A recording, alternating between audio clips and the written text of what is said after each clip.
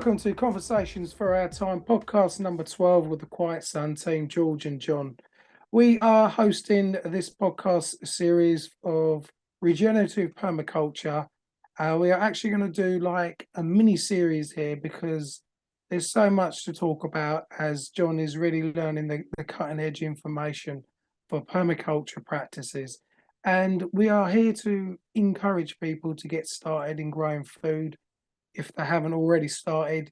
We can give people a good place to start and help society reconnect with nature and really trying to understand the language of nature because she's always communicating with us. We also want to share this knowledge for all levels, beginners, intermediate, and even the most complex aspects of permaculture. So this will be the part two, and we'll pick up from where we left off on the last podcast. So how you doing, John? Yeah, I'm good, thanks, George. Yeah. Yeah. Busy. That's good. Loving it as well. Lots of transformations going on. There are. I mean, I've been noticing more people everywhere, growing food and using permaculture practices, and they're doing things in their own way and learning their own way. And this is what we really want. Exactly. And, we had a chat before, and this really comes down to like empowerment. There are many things that aren't as we want them to be on planet Earth. Yeah. And really the only effective way that you can have that, where you feel like things are improving is by taking responsibility for what you can take responsibility for. Exactly. And these are the problem things we can do. Yeah, exactly, man. But we can do so much. Once you learn to, it's like when I was a kid, I was terrible at learning. I was terrible at retaining information. And what I worked out in later life was because that information wasn't relevant to me. It didn't have context. Yeah. So when I actually started studying Buddhism, I actually took examinations in Buddhism, right? And I got like almost top marks. And the reason I did was because I knew that Buddhism was fundamental to understanding how life works. Yes. And I've applied that. You can call it, but there's loads of different terms for Buddhism. Buddhism is just a label, but it's about observing. And, and this comes to observing our minds as well, is when we say, I can't do this, you automatically, bioelectrically, psychologically, physiologically, you're telling yourself, you're programming yourself saying that you can't do it. And if you say that about enough different things, you start to then disempower yourself that you can do anything, and you hand over your power to someone else. So exactly. You hand over your power to the person who's telling you what's going on in the world, rather than going to the source. And it's the same with food, is if you give your power to someone else, how do you know how that food is being grown? How do you know how much nutritional value is in that food? Yes. We can talk about all sorts of different parts of our economy and our society and our health system, etc. But ultimately, it comes down to empowerment. And when you're empowered, you become responsible. This word empowerment is so important. I'm sure etymologically, you can kind of, break that down. But this empowerment is something that we have when we're kids because of our curious nature, but we lose once we enter into the formal education system, because it tells us that we have limitations. I'm not talking about safety, but we are limited to what we can do and where we get our information from. Exactly. I've seen videos of kids using a knife at 5 years old Yeah. to harvest food. Yes. There was Yeah. no, do you know what I mean? It's not, I'm not saying Yeah. you should Yeah. give a kid a knife. I'm just saying that what we think is possible or not isn't true. It's how we learn and what we learn. So And it's this the is same the with thing. food. Yeah. Yeah. And this is the thing I was just going to jump in there. Just when we get older, we are have already learned to give our power away, and this is why, and by the time we get older, a lot of people lose their passion in life, and we have to get our passion back in life. And the Exactly. way that we do that is by reconnecting with nature, and then we empower ourselves. And then going back to the word empowerment is phonetically in power Yeah. meant, which Mm. is the power is always within the mind. And Mm. unfortunately, we give that power away. We have been, not anymore. And we give and put somebody else in charge because it's all to do with electricity. We're giving our energy away to these people when we need to reconnect back to That's good. ourselves. And you can even go to the psychological level of when when you empower other people, you empower the ego. The ego is it lives in separation. And Yes, actually your power comes from your soul. It comes from your purpose. And everyone chooses what that is to them. It needs to resonate with them, it needs to vibrate, it needs to be on that vibrational level, right? But everyone knows when they're doing something that they love, yeah, you feel yes, alive. That's absolutely. the truth. That isn't I'm doing a job I hate because I need to raise my family. And I get that because obviously that's what you believe at the time.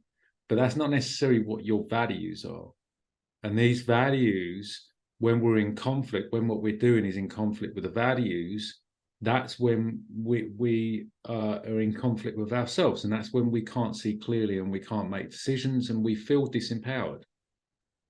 So 100%. Mm, that nature thing, growing food, when you grow food naturally and you understand things, you start to understand things from the microcosm to the macrocosm on the cyclical level, yeah, yes, you then start to realize this none of this is linear, this is all cyclical. We can create systems which don't waste, which don't pollute, which don't denigrate, which don't take away people's livelihoods, which don't, cause inequality. We can create systems that are so abundant. You go to a forest and you see the life that's in there. You just stop and listen, get off your yeah, phone. You can see that all these little interactions, they're happening above ground, they're happening below ground.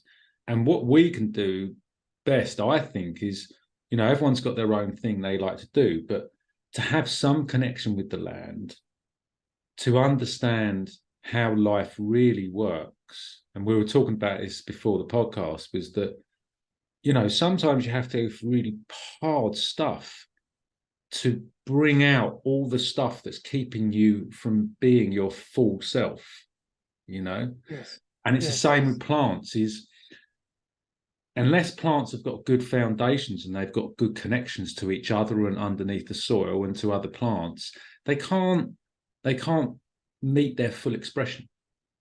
So to understand that, to understand what's happening biologically, chemically, electrically, physically, these are all important. It gives us a holistic view of those plants that we put our full attention to, our full energy, our full love.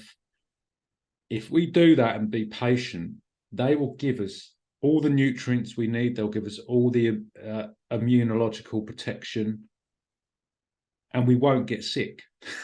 Because I haven't been exactly. sick in over a decade. I think Literally that's the a same for decade. me. Yeah, same. It's about the same with me. I mean, I certainly haven't been ill with the last 3.5 years with what's been going on. The Mm. last time I was really sick was probably about 10 years ago, and that's when I had the flu. and Yeah. now we have a better understanding of what the flu is. But you know, our diets would have been poor. We will be eating processed foods.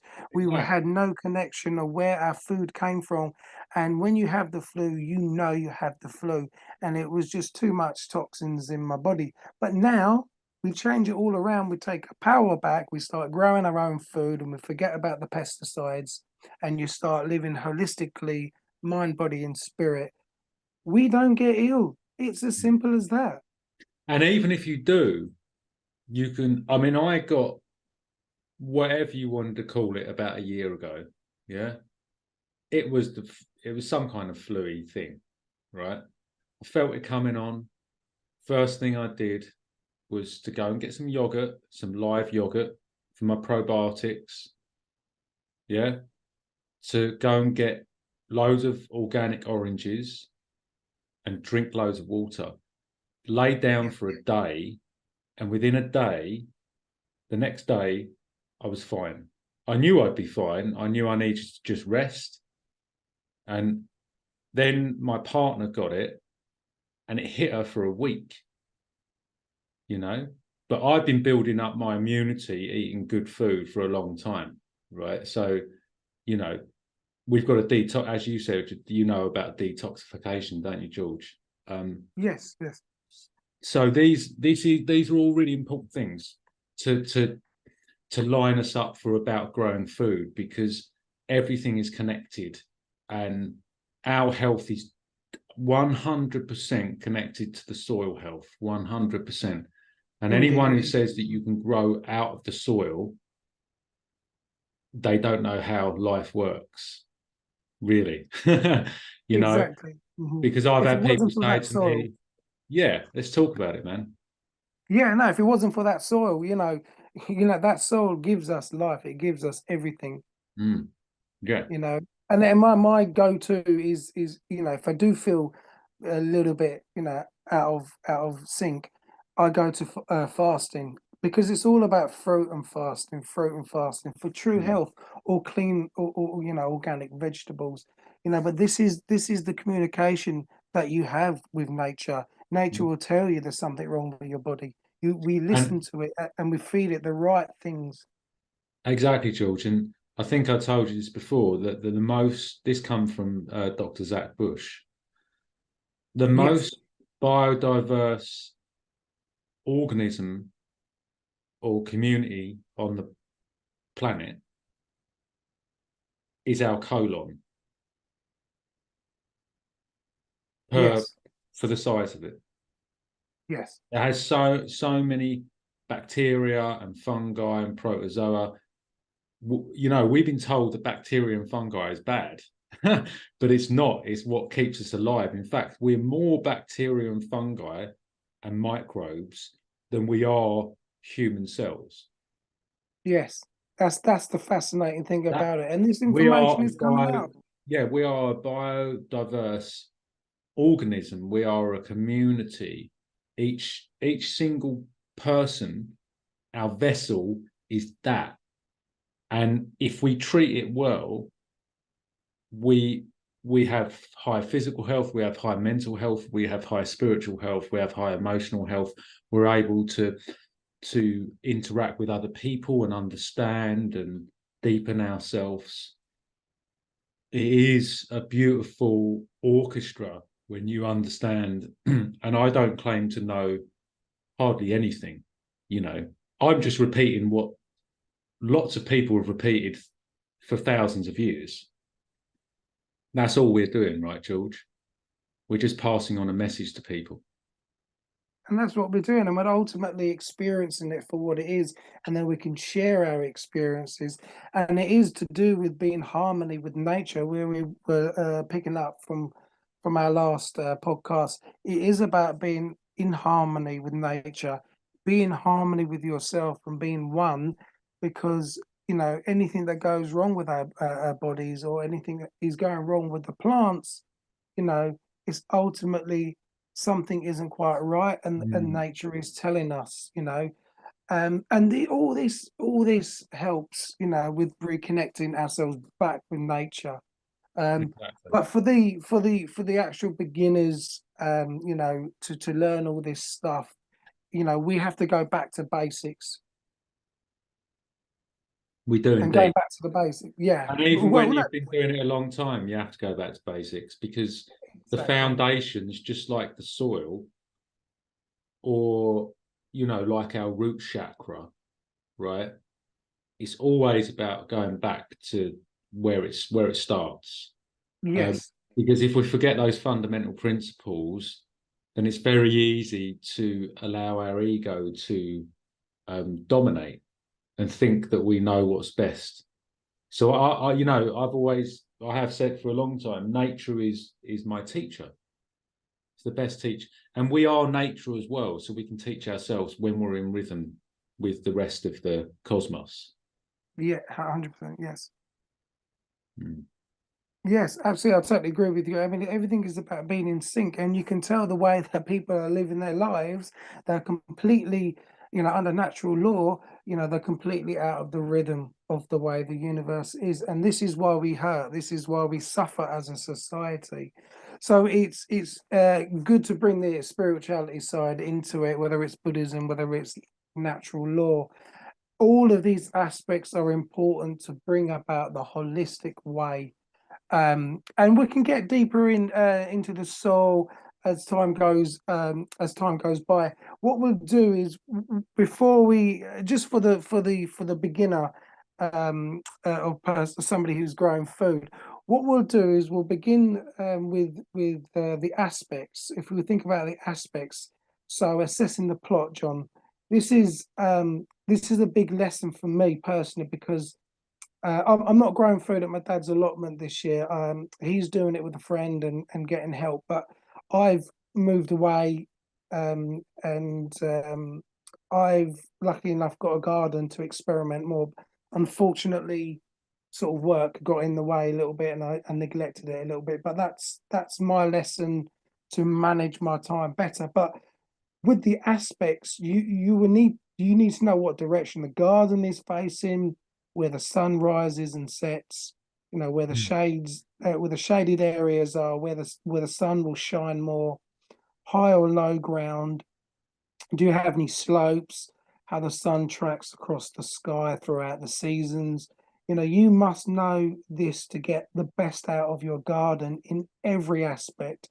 And that's why the word aspect is very important. And this is a lesson for me. It's not a bad thing, but I'm limited to what I can do in the garden where I'm at, because I don't own the house. But the problem I have faced is not getting enough sunlight on some plants, because I have some trees that block it. I don't see it like you. I don't see it as a problem, but I see it as nature or the universe has done this for a reason. She's saying, "Okay, Jules, you've moved here.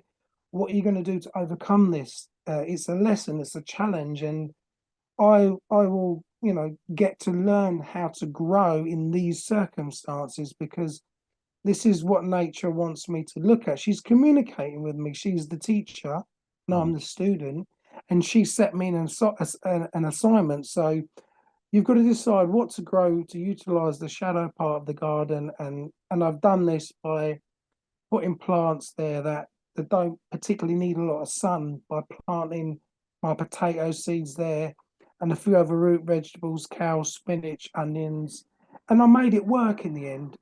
So aspects are important, aren't they, John? Yeah, I mean they are. They're one of the greatest ways to observe.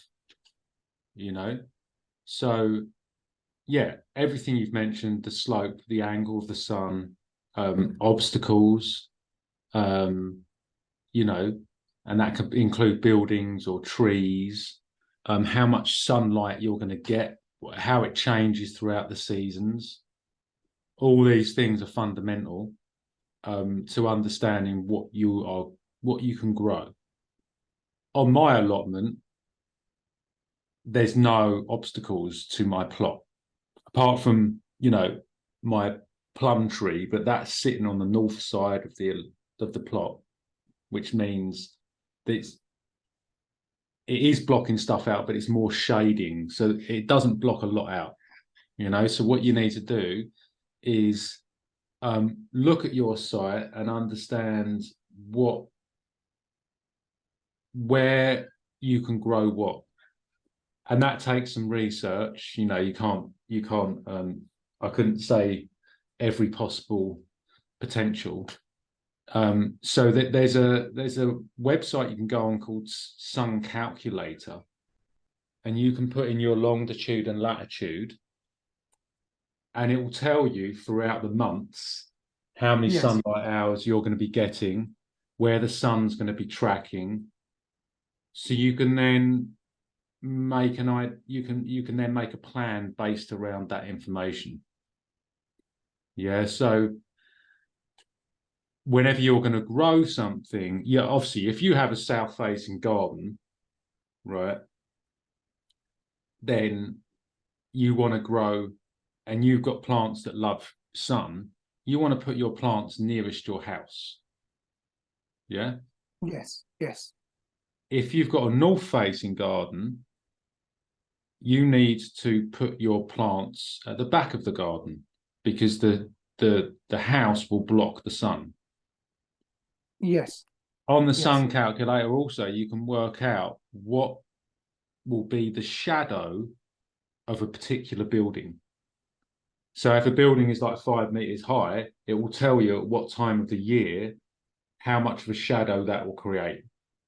And then you'll be able to know approximately, as long as the sun's shining, how many hours of sunlight you'll get.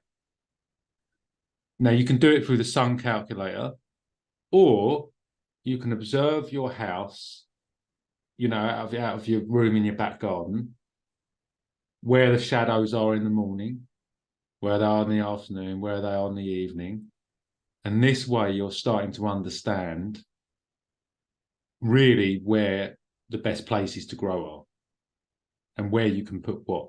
Now, remember, obviously, if you want to grow something that is shade loving, you can plant it behind something that's sun loving, because it will give it shade. Yes. Yeah. So you can't, to expect to learn all these things at once. I've been doing it a few years, and it's taken me a while to, put it all together and make sense of it. Because at first, for me, it felt quite overwhelming. But now I observe without even thinking about it. I just see where the shadows are, rather than going, oh, where are the shadows? I just see it.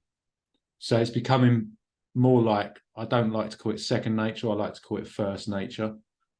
It's becoming a more natural process to me.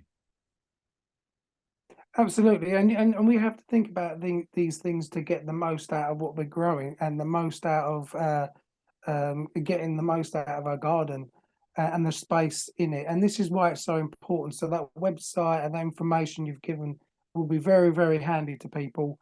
And we learn as we go. We experience these things, and at the same time, we are really, really connect when we look at this stuff. I mean, observing is one of the principles of permaculture. And we're looking at this stuff, and we're thinking about the sun, and we're thinking about the shade. We're already connecting with nature more than we have done Exactly. before, and That's it, this George. is the whole point. This is the whole point of it. So what we'll do is we'll also look at the soil now. At autumn time, we want to get rid of the weeds and prepare ourselves for the next season of growing. If we haven't quite yet sorted the soil food web out, if your plot is a mess, like, to begin with, if it's a new plot, then depending how bad, you may have to dig this once to get it sorted. Even though we prefer the no dig method, we don't recommend digging, because obviously with the soil. But if it's not that bad, and then if it's just a case of general weeds and you want to kill the weeds off, you might want to put plastic sheets in the soil so the weeds don't get the sunlight, so the weeds will just go yellow and die off. Also, covering the soil warms up the soil quicker for germination. You can even use what you got. You can even use carpet.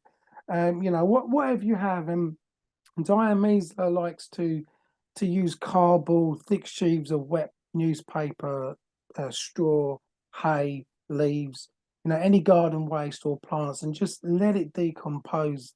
Make it into a nice landscape if you want to. Put in cardboard there and put in some winter crops. Yeah. But there's pros and cons with any of these techniques, really, isn't there, John? Yeah, I mean, again, you can only work with what you've got. Know your products. If you have the time, research where these things have come from and what they're made of. I've never used cardboard. I've used straw. I've used hay. They can have their own problems. They can get moldy. They can attract slugs and snails where they hide and they breed and etc. Right?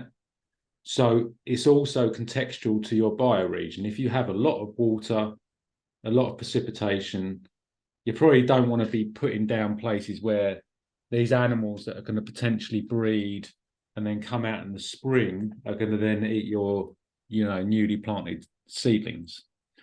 The best things, if you've got a plot which you've just moved on to and is covered in weeds, you need to identify the weeds, find out whether they're annual or perennial. If they're perennial, you need to dig them up.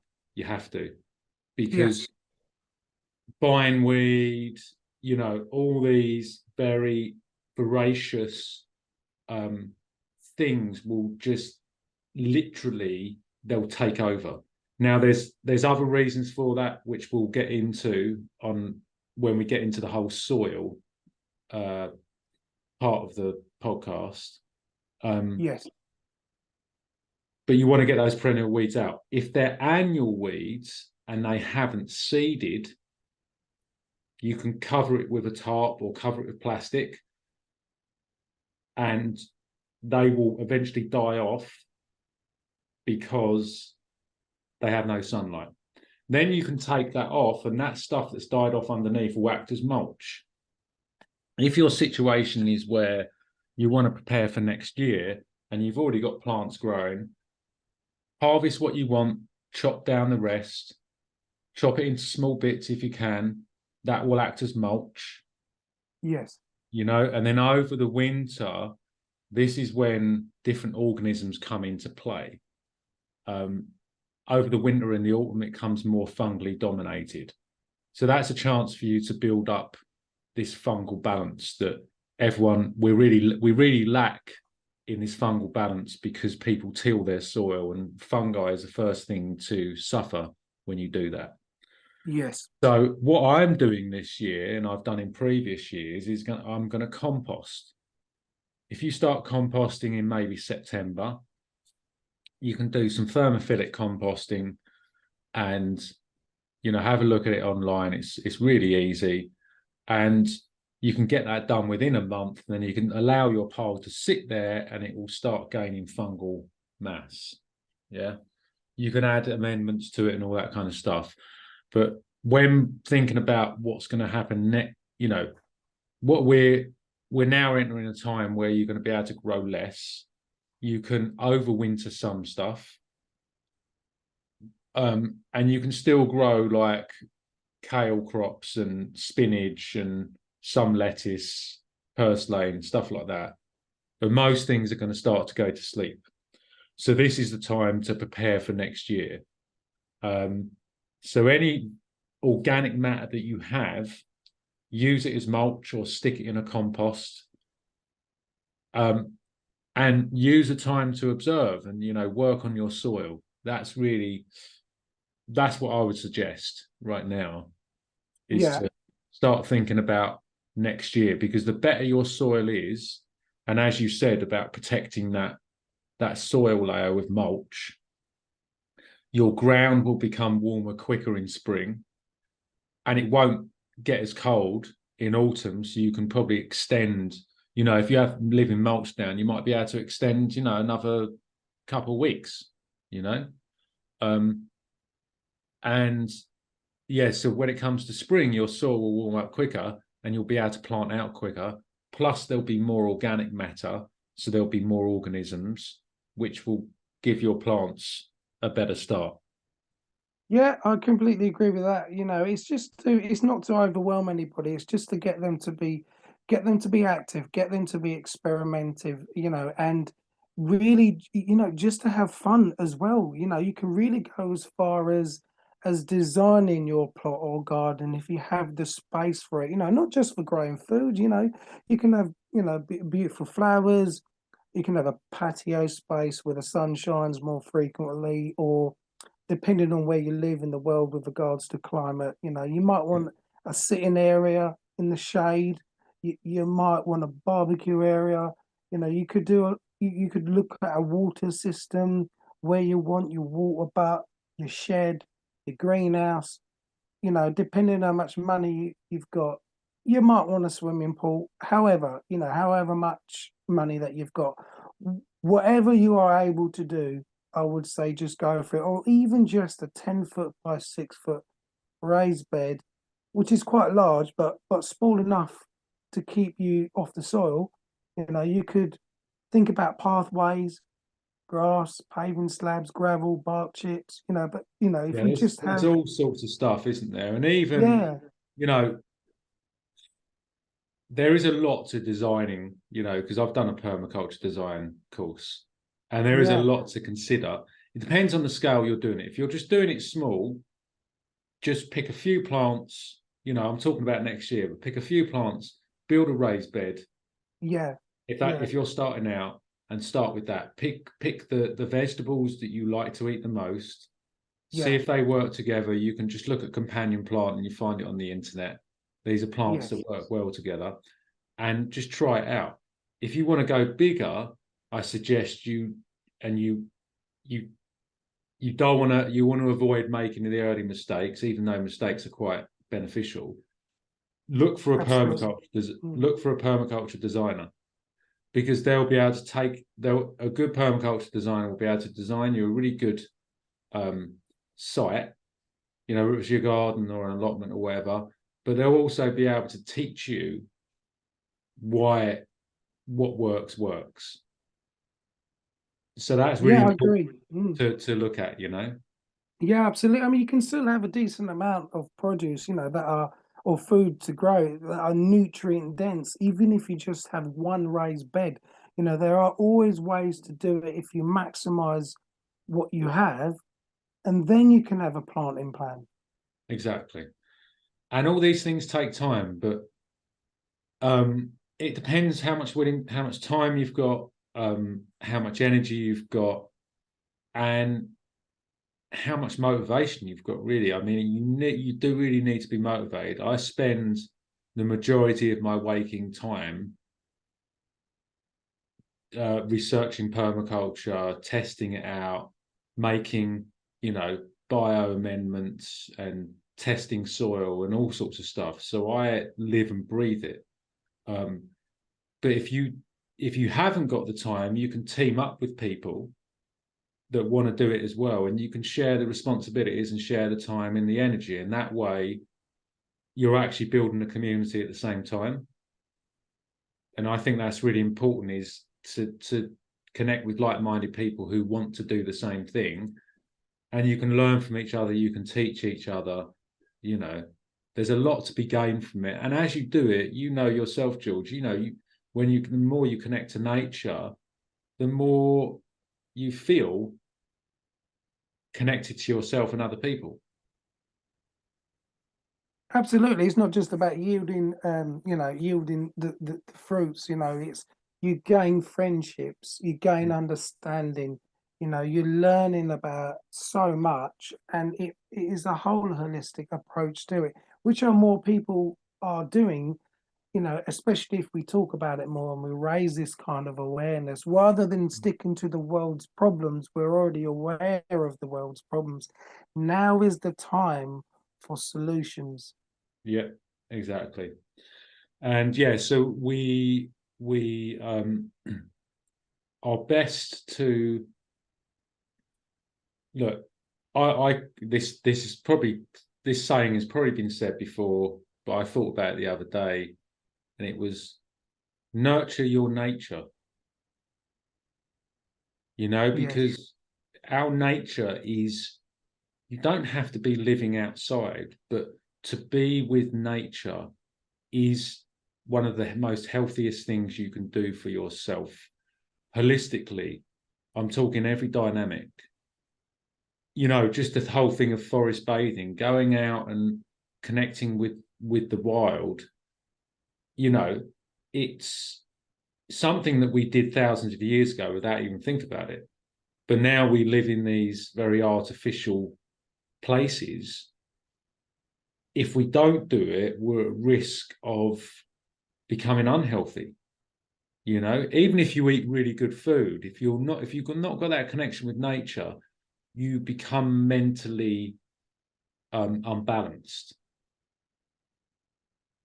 Yeah, I totally agree with you. It's nature. It was so natural for people to do it thousands of years ago, even hundreds of years ago. But the last 100 years, we were pushed away from nature, into an artificial way of living. But we are really bringing this back. We have to really turn this around. We have to keep talking about it and getting back to nature, because nature is the thing that makes you feel whole, mentally, emotionally, physically, spiritually. And this is what we want to do. And this is what we'll continue to talk about.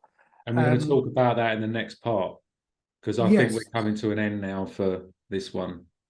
Yeah, exactly. Thanks for your time, John. I think this has been extremely beneficial again for everyone. We really want to bring this spiritual aspect to it, and to the permaculture, regenerative permaculture, to bring back the life in the soil. And it's great to see more people doing this. And there's other researchers that are really speaking up about this, and teaching people how to do it. And there are courses out there for people to do this. So once again, thanks for listening, everyone. We're going to do this as some kind of like mini series. So this is the end of this one. Thank you for joining us, and we're going to see you at the next one. Thanks a lot.